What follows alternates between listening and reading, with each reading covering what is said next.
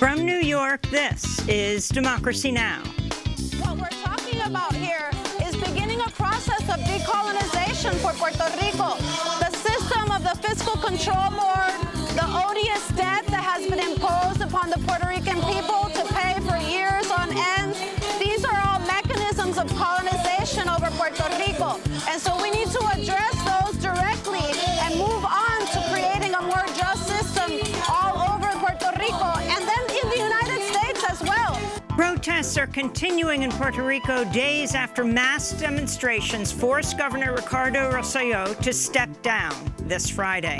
This comes as fear is growing in Puerto Rico that the political turmoil could lead to the unelected Financial Oversight and Management Board seizing more power. We'll go to San Juan for the latest. Then to Brazil, where the deforestation of the Amazon rainforest is rapidly escalating under President Jair Bolsonaro. The equivalent of 3 soccer fields are being destroyed every minute. At this time, the main actor in the environmental problems in Brazil is sitting in the chair of the President of the Republic, in charge of the country. All deforestation must be avoided. It is not welcome. It is no longer tolerated. We can grow the country without deforestation. And we look at the privately owned Stewart Detention Center in Georgia, where at least 4 immigrants have died over the past 2 years, including one last week. All that and more coming up.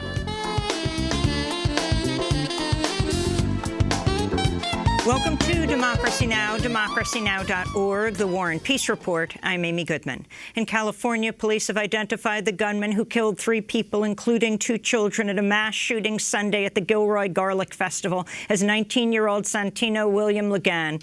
He was fatally shot by police at the scene within minutes. Authorities say they're still determining a motive for the attack, but the gunman's social media activity shows him promoting a manifesto on white supremacy just moments before the rampage. He also wrote in a post Sunday, "Why overcrowd towns and pave more open space to make room for hordes of mestizos and Silicon Valley white expletives." Authorities say the gunman used an assault rifle that was purchased legally in Nevada. The AK-47 style weapon could not have been legally purchased in his home state of California because of stricter gun regulations.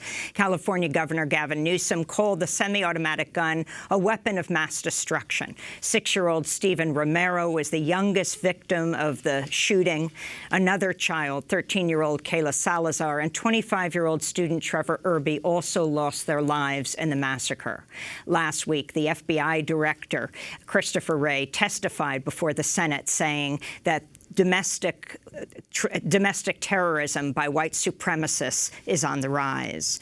President Trump doubled down on his attacks against Congressmember and House Oversight Chair Elijah Cummings Monday, saying he was to blame for Baltimore's crime rates, and again lashing out over Cummings' questioning at his committee's hearing over the dire conditions for migrants at the U.S. border.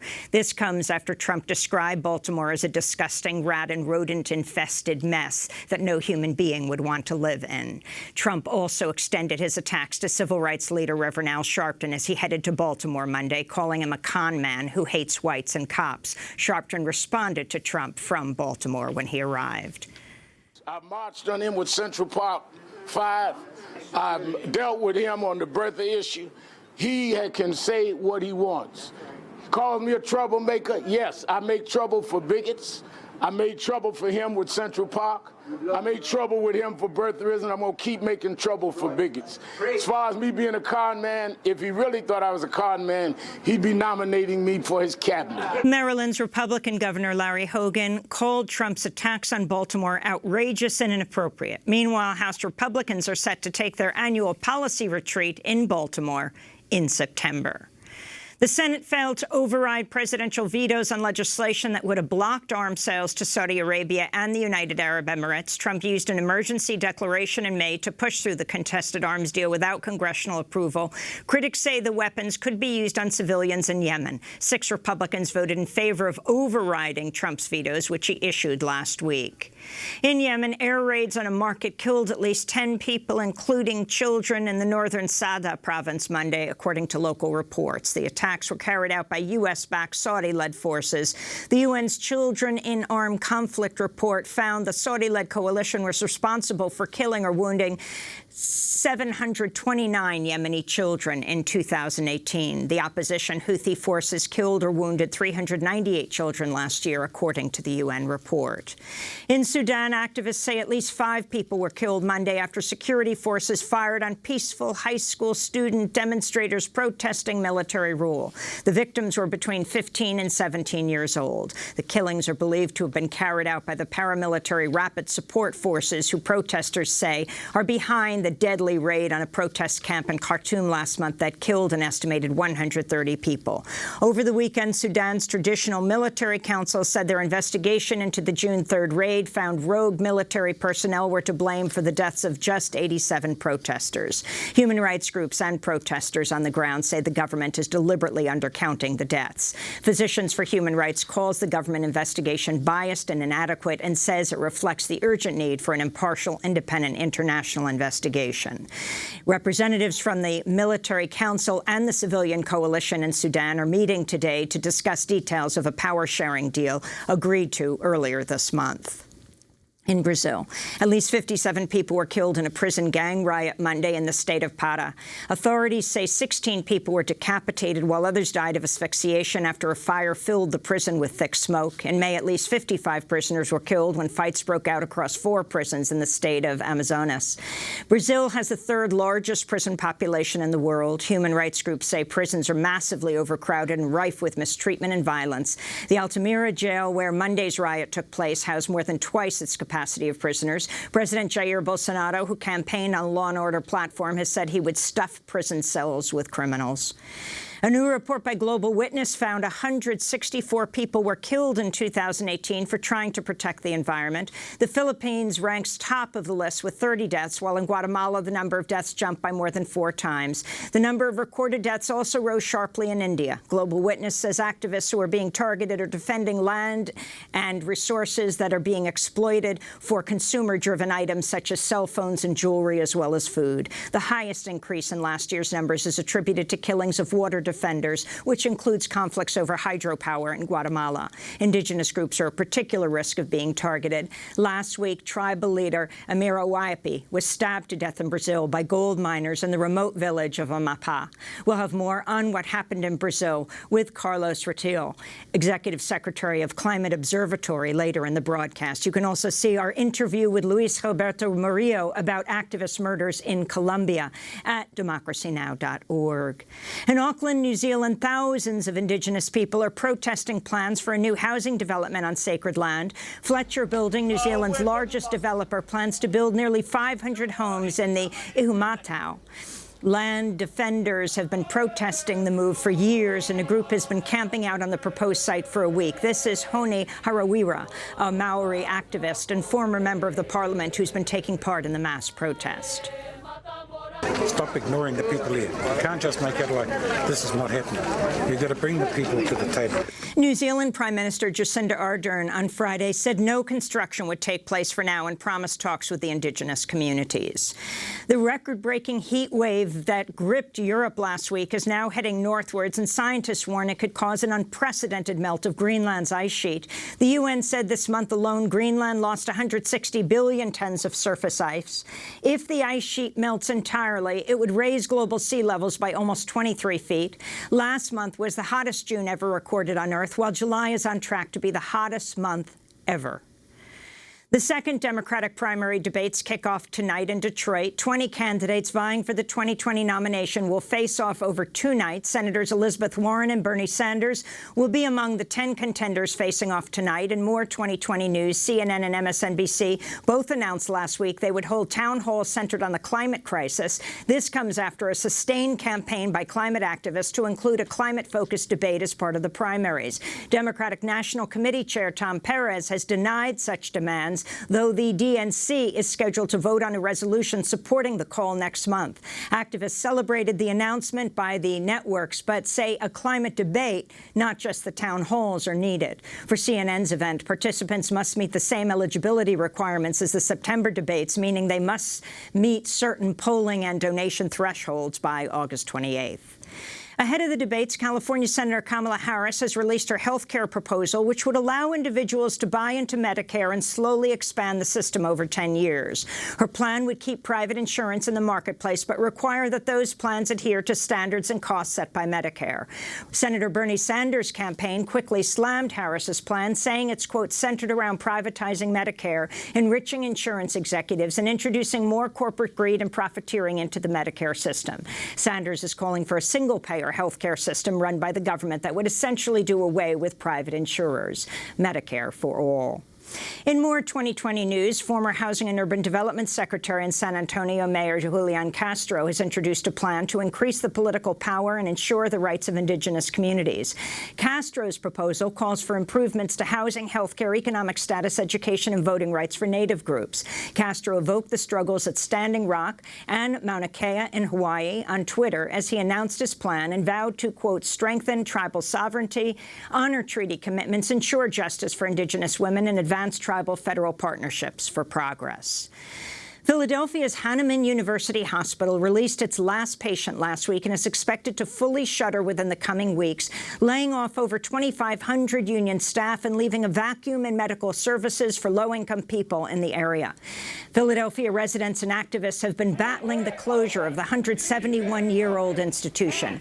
They say the private equity executive Joel Friedman, whose firm Paladin Healthcare bought Hahnemann Hospital last year, is seeking to use bankruptcy proceedings to sell the property for development as luxury condos and hotels.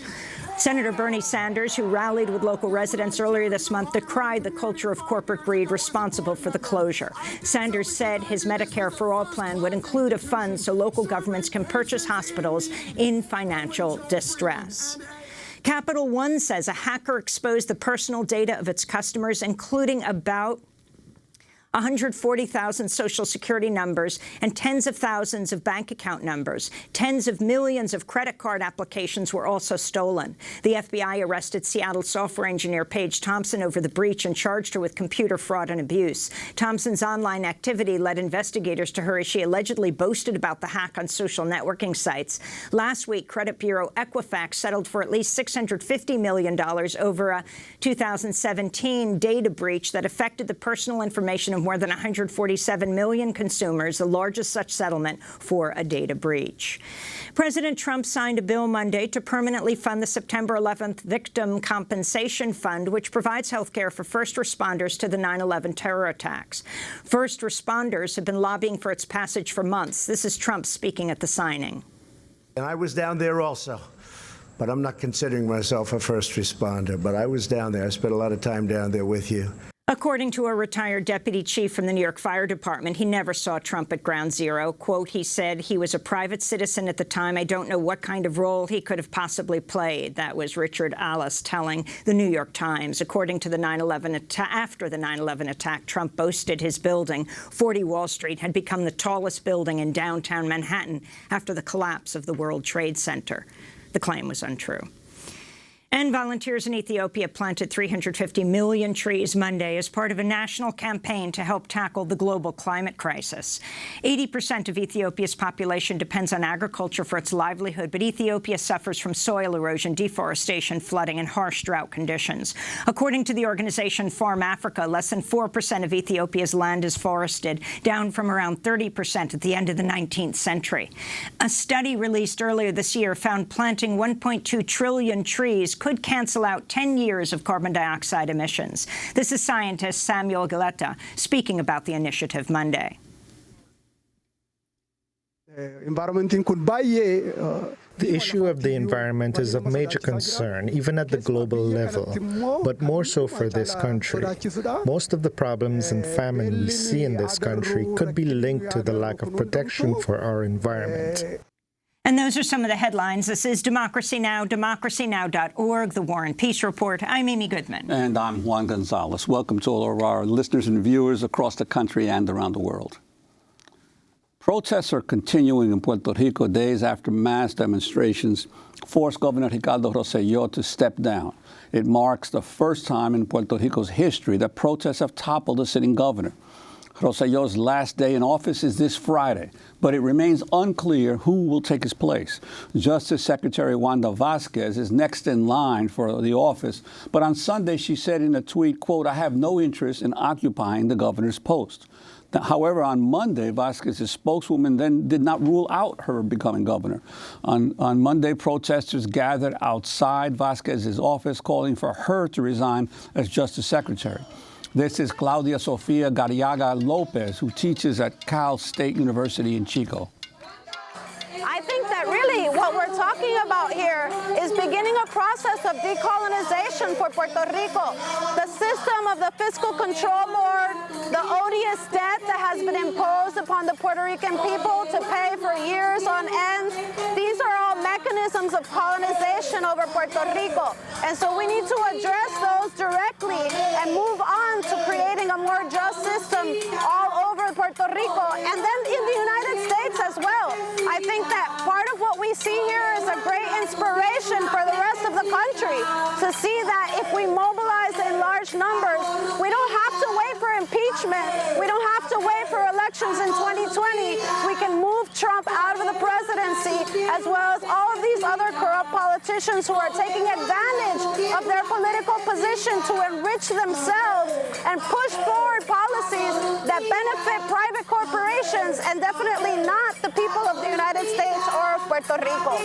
Claudia Sofia Garriga Lopez of California State University in Chico. The ongoing protests in Puerto Rico come as concern is growing that the political turmoil could lead to the Financial Oversight and Management Board seizing more power. The board is commonly referred to as La Junta in Puerto Rico. The unelected board runs much of Puerto Rico's affairs, approving any major expenditures and budget decisions. It's also overseen a devastating austerity program. To talk more about the latest in Puerto Rico, we go to San Juan, where we're joined by Manuel Natal. He's an independent member of the House of Representatives of Puerto Rico. He's also a member of the growing grassroots organization, Victoria Ciudadana. That is Citizens Victory. Manuel Natal, welcome to Democracy Now! It's great to have you with us. So last week, mass protests ousted the governor, Governor Rosselló. He says he will leave on Friday, but has yet to name a replacement since the Secretary of State had resigned in the same text scandal a few weeks before. What is going to happen on Friday?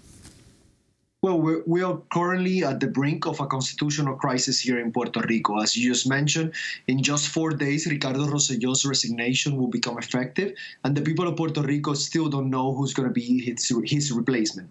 The Legislative Assembly in Puerto Rico has failed to step up to its leadership, particularly within the statehood party, who is the party that the governor currently belongs to. And unfortunately, they don't seem to be hearing the message that people of Puerto Rico have been screaming loud and clear, that we're not only asking for Rosselló's resignation, we're looking to end corruption here in Puerto Rico. And that means that whoever is going to be the substitute to Ricardo Rosselló has to be a candidate that comes out of the consensus with the people of Puerto Rico. And could you talk about the Justice Minister, Wanda Vázquez, and why many of the protesters are unhappy, even about the possibility that she will be the successor? Her record as a Justice Minister in terms of not even investigating or prosecuting potential corruption in relationship to the aid that was sent from the United States to Puerto Rico after Hurricane Maria? They're both cut from the same cloth. When it comes to Wanda Vázquez, she has failed to fulfill her constitutional duties as Secretary of the Department of Justice. In my case particularly, a lot of the corruption that has been signaled out and called out in the now famous Telegram chat, I had been pointing out for the last 2.5 years. I had referred all of that corruption to Wanda Vázquez and the Department of Justice since at least November of 2017. $40 million or $50 million in government contracts to the governor's publicists, the relationship and the conflict of interest with Elias Sanchez, the governor's best man at his wedding, his campaign manager, and his representative of the Fiscal Control Board. I mean, so many examples of things that had been pointed out. The evidence had been provided to Wanda Vázquez and the Department of Justice, and she just continued to become silent, and she was complicit to all of this corruption. So she's obviously fully inhabilitated to become the next governor of Puerto Rico. And that creates a void and a constitutional crisis here in Puerto Rico that unfortunately the statehood party has not been willing to show its leadership and hear the people of Puerto Rico. And why it's been so difficult for the governor to name a successor, or even for the statehood party leaders to sort of agree on an interim caretaker governor? Isn't it part of the problem that a lot of them are jockeying to actually run for governor next November? That's correct, Juan. We have two situations unfolding here. One is that a lot of the possible substitutes to the governor are also involved in the same corruption scandals that led to the governor having to resign. The other situation is that there are a couple of individuals that are looking to put themselves in the best situation towards 2020 and towards running for governor themselves, particularly Tomás Rivera Chats, who's the president of the Senate, and he's a member of the statehood party, and Jennifer Gonzalez, who's currently the resident commissioner of Puerto Rico in Washington, D.C. During that battle, the people of Puerto Rico have become hostage to the statehood party because since they're not able to come together with a solution for short term, so Puerto Rico can finish this term in peace until the next general elections, the people of Puerto Rico have become hostage of these backroom negotiations that are taking place within the statehood party. And we have been put in a level of uncertainty that, like I mentioned before, we're 4 days away from the governor's resignation becoming effective.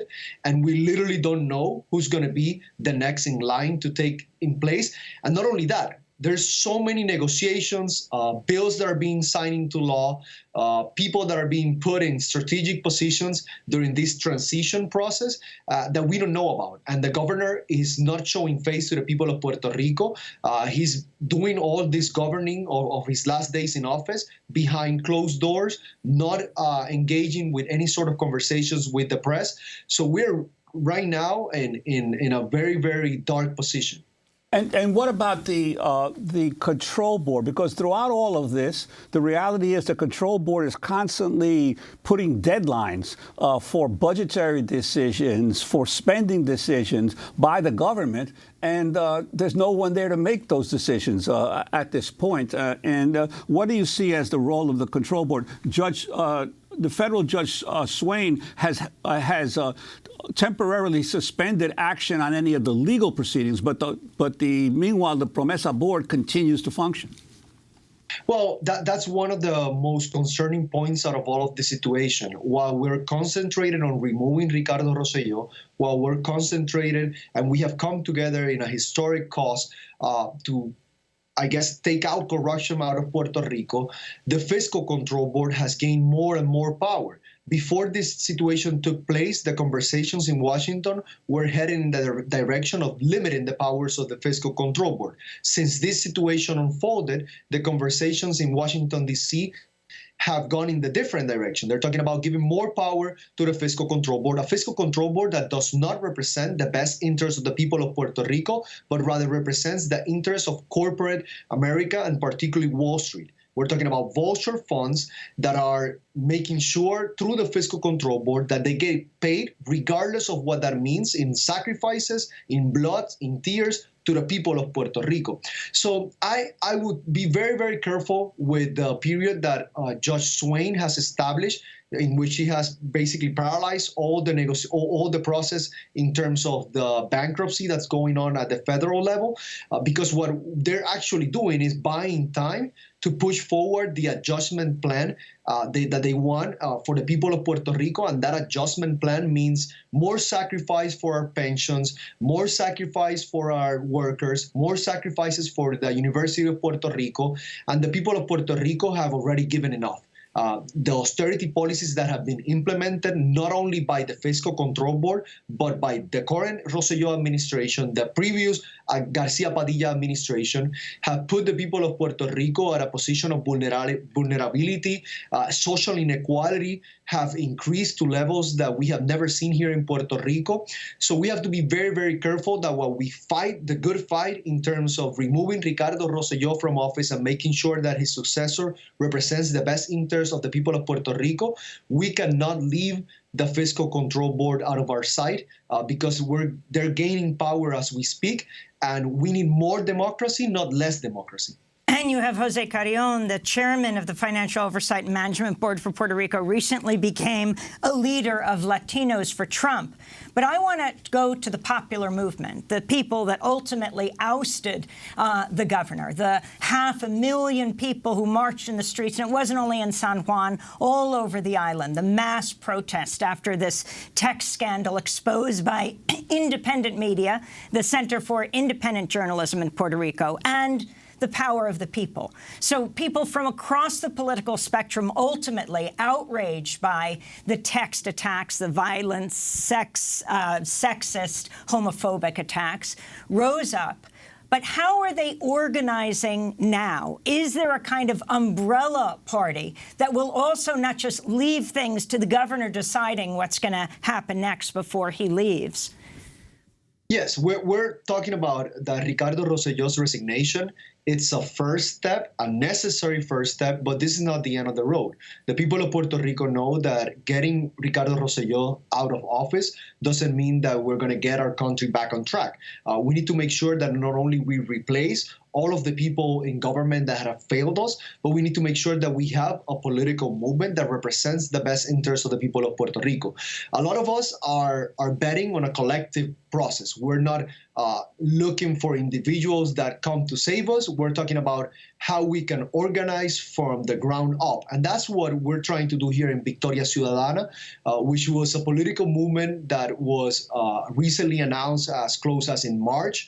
We're a coalition of people that have been fighting for justice for Puerto Rico, for equality for Puerto Rico. We've been a progressive movement. We're talking about people that come from the Workers' Party, from unions, from community organizing, from environmental groups, from student leaders at the university. Some of us that have come from some of the main parties here in Puerto Rico, others that ran as independent, but we have come together under this movement under the idea that we can only face this situation as a collective. And if we're united, we're able to beat the corruption of the two-party system here in Puerto Rico. And that's part of the evolution of this protest. We have seen a diversity, a plurality of the individuals that have showed up to this protest. We had close to 1 million people walk the streets of San Juan protesting for Ricardo Rosselló's resignation. That's unheard of. That's never happened in the history of Puerto Rico. The closest thing to that was when the people of Puerto Rico came together to call for the Marina and the U.S. military to get out of Vieques, the Puerto Rican island municipality. So we are at the verge or at the brink of a political revolution here in Puerto Rico, and we have to make sure that all this excitement, all of this action that's taking place, it's geared towards corrective change and to make sure that towards the next election, we have the right people in place to take over government and give it back to the people of Puerto Rico. Well, Manuel Natal, I wanted to ask you, in terms of Victoria Ciudadana, you yourself had split away from the Commonwealth Party, the PPD, which has always been associated with Commonwealth and since its founding by Luis Muñoz Marín back in 1952. I'm wondering, my sense is that the Promesa, the installation of Promesa signaled the virtual death of the Commonwealth model. And I'm wondering how you see this crisis relating to the longer-term situation of what happens in terms of the status of Puerto Rico. Well, I think in 2016, in the general election, politics in Puerto Rico changed completely. Close to 20% of the people that voted for the governor's position voted outside of the two-party system. That number is unheard of. An independent candidate, Alexandra Lugaro, got close to 12% of the votes. Another independent candidate, Manuel Sidre, got close to 6% of the votes. So we're already seeing the people of Puerto Rico looking for options outside of the two-party system. Obviously, that accelerated after the Promesa came into effect, and particularly given the situation that has happened after Hurricane Maria. The people of Puerto Rico, regardless of their party affiliation, understand that the United States government has failed the people of Puerto Rico. The response that we got after Hurricane Maria was not necessarily the response that we deserved. It was not the response that the people of Puerto Rico were expecting. And to this day, there's still people in Puerto Rico living on their tarps. There's still people of Puerto Rico living under very, very precarious conditions. And that has created an environment in which people are looking for different options. I think the two-party system, not only the Commonwealth Party here in Puerto Rico, but the statehood party, has lost a lot of traction within the last couple of years. And people that usually parties, and even people recently or in the last couple of elections have stopped voting, they're looking for different options, and that's when Victoria Ciudadana comes in, not as another political party, but as a movement that it's born out of the need for a political revolution in Puerto Rico, out of a movement that's born out of the need of a vehicle that really represents the interests of the people of Puerto Rico and not corporate interests, not financial interests, not the interests of the buitres and the corruptos that have been ruling this island for so many years. Manuel Natal, we want to thank you so much for being with us. Independent member of Puerto Rico's House of Representatives, also a member of the growing grassroots organization Victoria Ciudadana. Coming up, we go to Brazil, where the deforestation of the Amazon is rapidly escalating under President Jair Bolsonaro. The equivalent of 3 soccer fields are being destroyed every minute. Stay with us.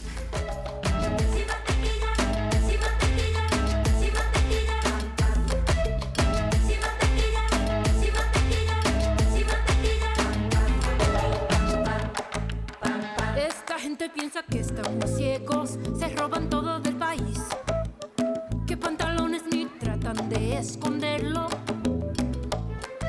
y solo nos dejan cantar.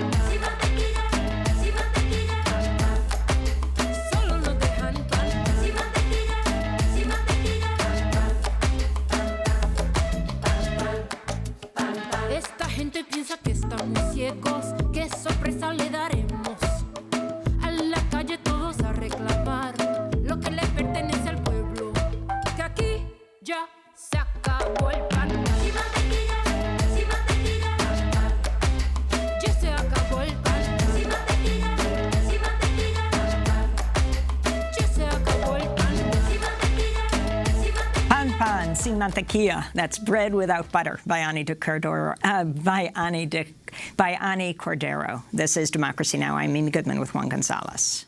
We turn now to Brazil, where new government data shows that deforestation in the Amazon has dramatically increased since the far-right former military officer Jair Bolsonaro became president in January. Brazil has lost more than 1,300 square miles of forest cover this year, and the pace of deforestation is increasing. One report claims that the equivalent of 3 soccer fields are being deforested every minute in the Amazon. In June, deforestation increased by 88% over the same month last year. The drastic spike is due to Bolsonaro's rolling back of regulations and allowing illegal land invasions, logging, and burning. In May, a group of former Brazilian environment ministers warned, quote, we're facing the risk of runaway deforestation in the Amazon. One former minister said that Brazil was becoming an exterminator of the future.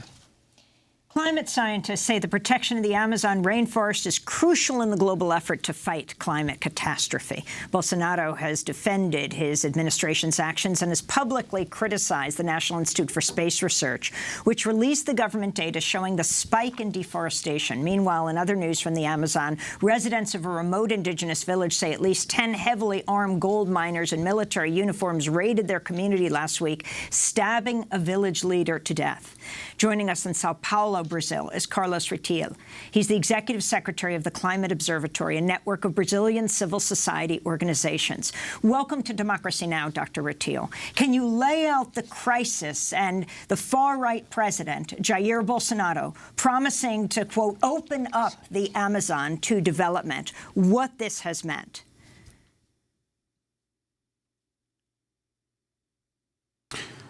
Good morning. It's a pleasure to be with you. Thank you for the opportunity. What happens is that President Jair Bolsonaro was elected promising with an anti-environmental campaign. Now he's delivering, unfortunately. He has reduced the environmental governance.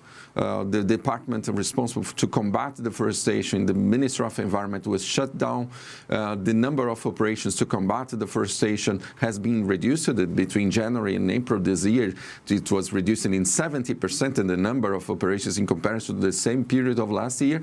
And what happens is that he has a speech, a message that he delivers and express tolerance with environmental crimes. And when he says that he will foster the mining within the indigenous lands, and you see at the same day, in the same day, the crime against one of the leaders of one community, the YMP in the state of Amapá, this is exactly the result of an agenda moving on. And you've mentioned deforestation in June, more than 80% above the same month of last year, as recorded by the National Space Agency. But in July, only until the 24th of July, the deforestation rate for this month is 212% above the deforestation rate registered last year by the National Space Agency. Unfortunately, with this, the violence against indigenous peoples comes along with the deforestation, the forest destruction, and the policies in place, and the lack of proper governance, and the lack of law enforcement don't give us good signals for the future. We could see the escalation of the crimes, and you have mentioned the Global Witness report just a couple of minutes ago, when before we started speaking, and Brazil is one among the top countries where environmental defenders are murdered every year. And unfortunately, the deforestation might rise very fast in the coming month. And together with that, the violence against the indigenous people, local communities might rise also, unfortunately. And Carlos Ritil, could you talk about the person in charge of all of this for President Bolsonaro, the Environment Minister, Ricardo Salles? What's his background and his record?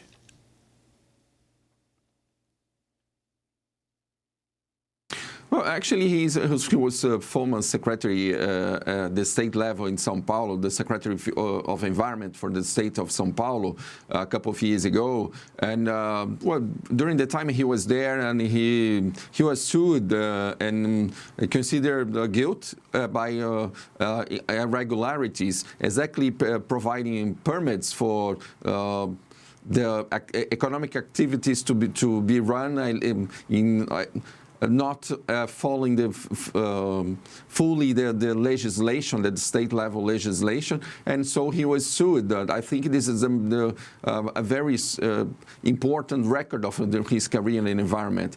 And many of the employees at the state level at the time from different institutes were blaming him, saying that he was a bad manager.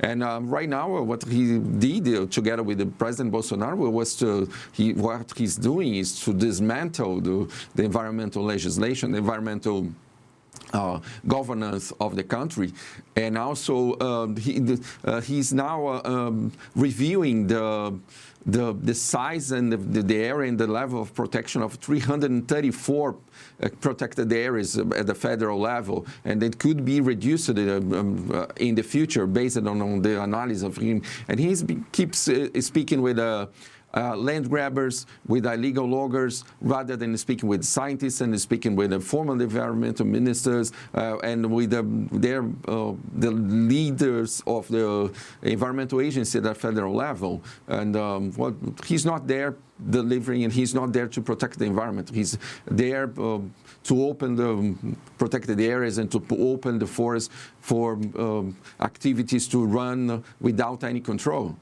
In northern Brazil, you talked about this, residents of a remote indigenous village say at least 10 heavily armed gold miners in military uniforms raided their community last week, stabbing their leader to death, the Mira Waipi.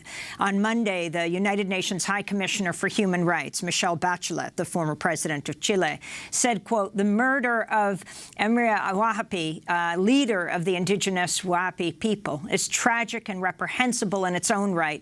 It's also a disturbing symptom of the growing problem of encroachment on indigenous land, especially forests, by miners, loggers, and farmers in Brazil. The president, Jair Bolsonaro, even denies that he was murdered. But if you can explain what happened and then go deeper into what the deforestation of the Amazon means for the world, called the lungs of the world. But start with the Waipi.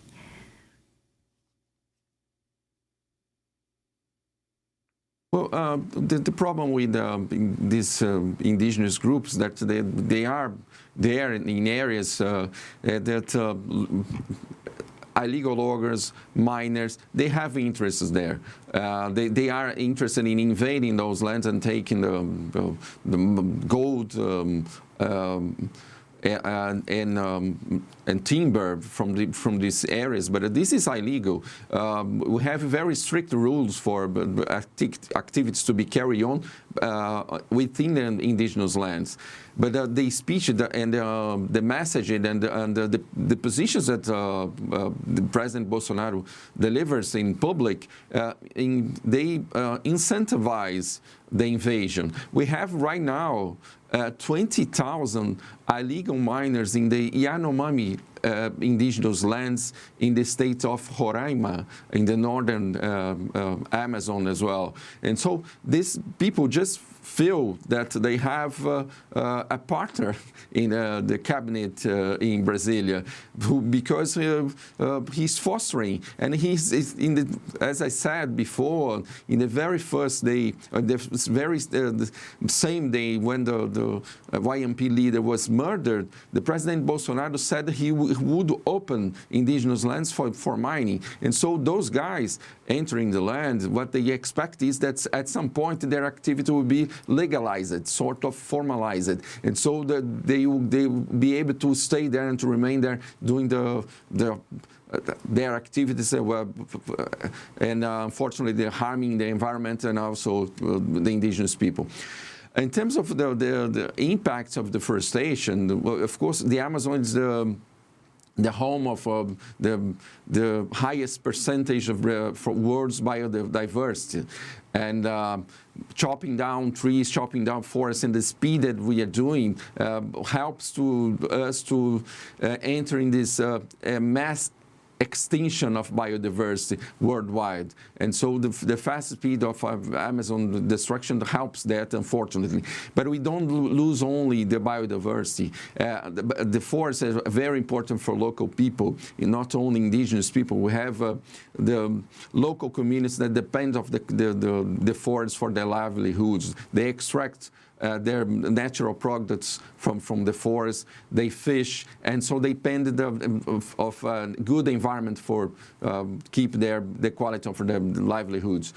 And and also the Amazon plays a very important role for the climate balance at the local level, regional level, at the global level. Deforestation is the main source of greenhouse gas emissions for Brazil. Brazil is in the top 7 global emitters of greenhouse gases, and the destruction of the Amazon is our main source of. It's about 50% of Brazilian greenhouse gas emissions comes from the gross deforestation in the Amazon.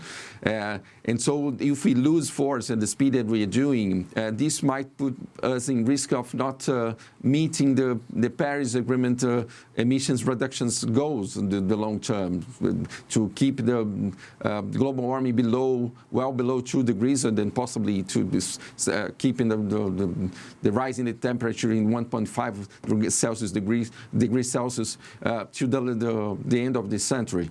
And so it's a problem for Brazil and also for the world if we keep doing destroying forests at the speed that we are facing right now. And could you describe the turnaround in Brazilian policy on the Amazon, specifically from the period of the Workers' Party rule of Luiz Inácio Lula da Silva and Dilma Rousseff to now what Bolsonaro is doing? How big a turnaround is this, or has this represented for the environmental movement?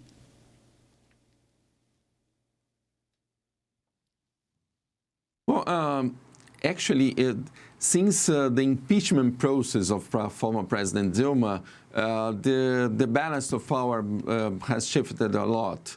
When the Vice President, the former Vice President Michel Temer became president, he was allied with rural caucus and the National Congress. For example, the votes from rural caucus prevented him of being investigated by the federal prosecutors. And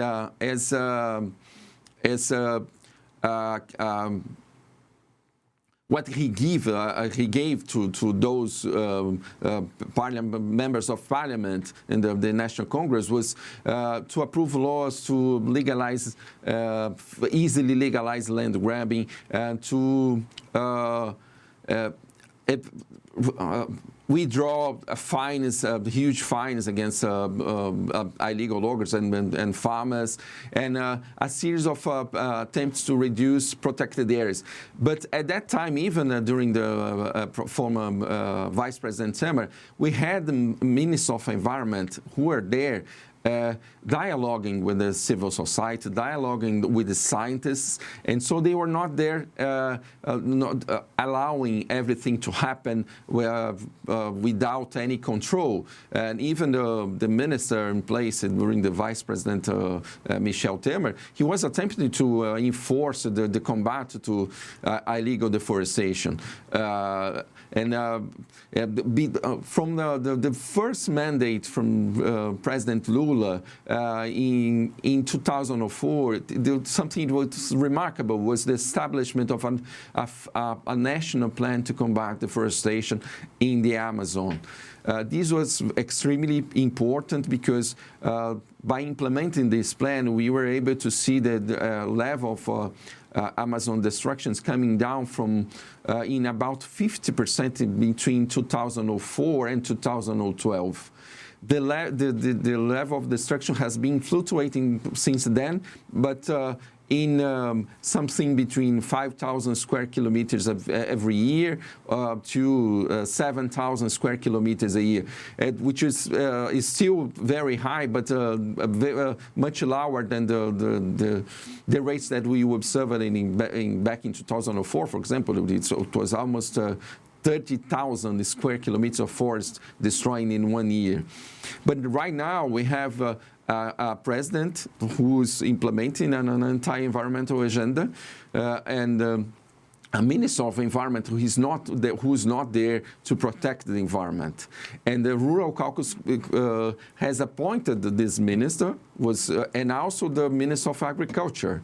And together with that, we see attempts of the President Bolsonaro to withdraw the demarcation of indigenous lands from the Minister of Justice and to put this under the control of the Minister of Agriculture. And so we have a very different condition, at least in the federal government level right now. We have an agenda being carried on, which is against indigenous people's rights, against in the environment, and the consequences are those reported by you, the rise in deforestation, the violence, such as in the case of Amapá. Dr. Carlos Rutil, we want to thank you so much for being with us again. The president of Brazil declaring the Amazon is ours and calling deforestation data lies. In May, 8 former Brazilian environment ministers writing a joint letter warning we are facing the risk of runaway deforestation in the Amazon. Dr. Carlos Rutil is Executive Secretary of Climate Observatory, a network of Brazilian civil society organizations, speaking to us from Sao Paulo, Brazil. Coming up, we look at the privately owned Stewart Detention Center in Georgia, where at least 4 immigrants have died over the past 2 years, including one last week. Stay with us.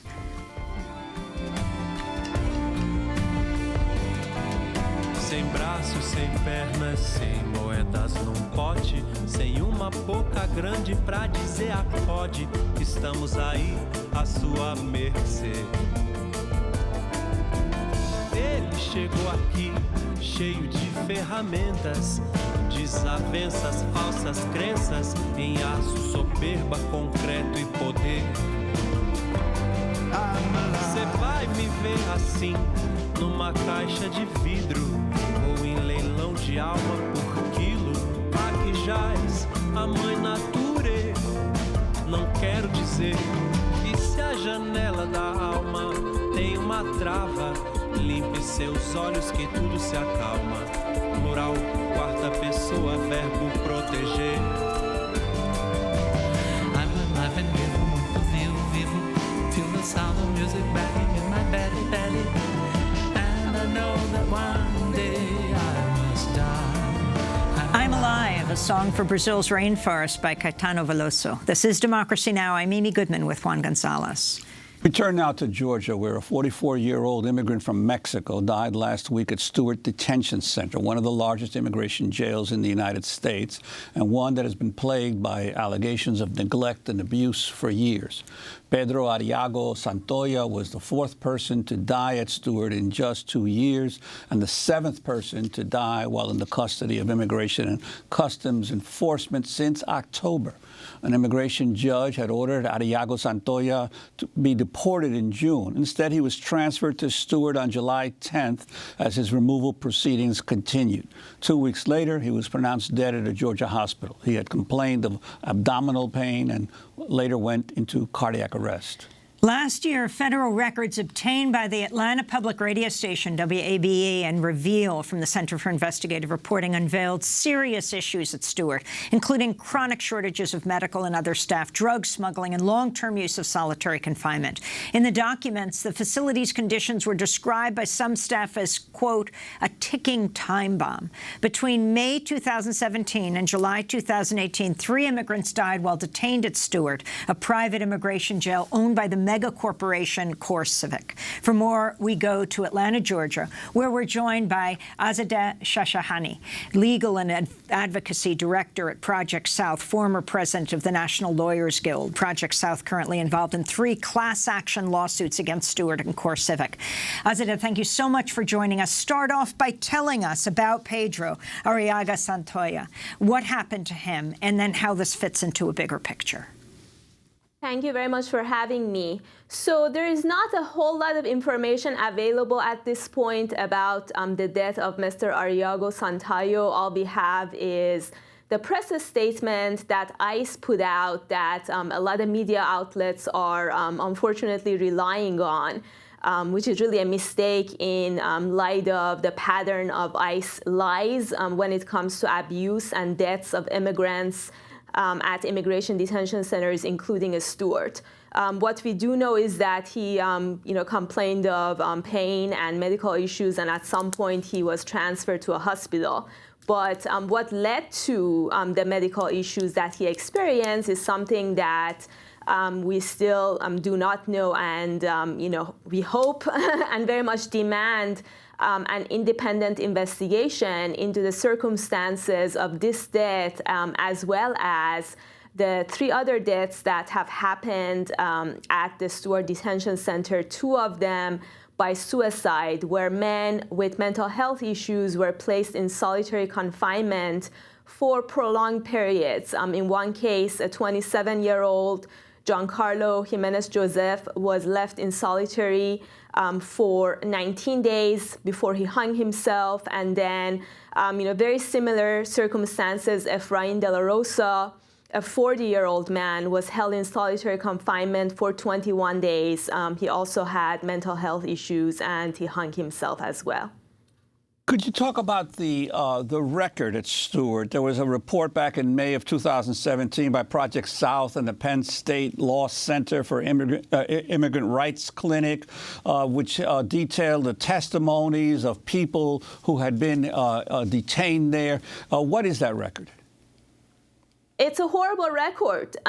You have issues ranging from lack of adequate access to medical care to solitary confinement. People just complaining about their conditions of detainment are placed in solitary. Sometimes we're just talking back to the guards. To the issue of forced labor at this immigration detention center, which, as you mentioned, is operated by one of the richest and the biggest prison corporation in the country. In the past, its revenues have been in the range of $178 million, and yet this prison corporation relies on the forced labor of detained immigrants and pays them between $1 to $4 a day. And it is very much forced labor, even though the government and the corporation claim it's voluntary. We know for a fact that immigrants, including our plaintiff, Shoaib Ahmed, in the class action lawsuit that we currently have pending against CoreCivic, actually complained about not having been paid for a few days. The meager pay that they were supposed to pay him, which was $4 a day, they hadn't paid him for several days, and he said, okay, well, there's not going to be work tomorrow. And so for that, he was placed in solitary confinement for 10 days, where basically he only had an hour to shower every other day, and he was held in a cell for 23 hours a day. We are in touch with him. He has since been deported to Bangladesh, and he still continues to experience trauma from the experience he had at Stewart. You are one of the most vocal voices around this for-profit private detention center. Can you talk about what you're calling for now, and how has the situation changed under President Trump, Azadeh? Well, we have called for Stewart to be shut down for about 10 years now, since 2009, when Georgia Detention Watch, a coalition we're involved with, put out the first report on the abuse of immigrants. We called for this detention center to be shut down. Our calls repeatedly went ignored. We had another death. Roberto Medina Martinez, a 39-year-old immigrant, died of a treatable heart infection in 2009. Still, the government did nothing. We put out this report, this most recent report, in 2017. ICE, started talking to the media and saying that our report was false, and then people started dying. A few days later, Giancarlo Jimenez Joseph died of suicide after being placed in solitary. And, we've had this really atrocious record of deaths just in the past 2 years, and I think it speaks to the atmosphere of impunity under this administration, where ICE, where CoreCivic employees that run the facility, other entities that might be involved, feel a sense of impunity, that they're not going to be held accountable regardless of how they treat detained immigrants at this isolated facility. They're putting them in solitary confinement, even those, for example, the two who committed suicide who suffered from schizophrenia? Yes, exactly. Where we know that, according to the UN Special Rapporteur on torture, placing people in solitary for any more than 2 weeks amounts to degradable and inhumane punishment. And ICE even itself has strict rules for when people should be placed in solitary. So when a person is already suffering from mental health issues, definitely they should not be placed in solitary confinement, and yet they continue to do that when people complain about mental health issues instead of actually providing them with the care that they need. We have less than a minute left, but what are local officials or leaders there in the state doing about this, or have attempted to do?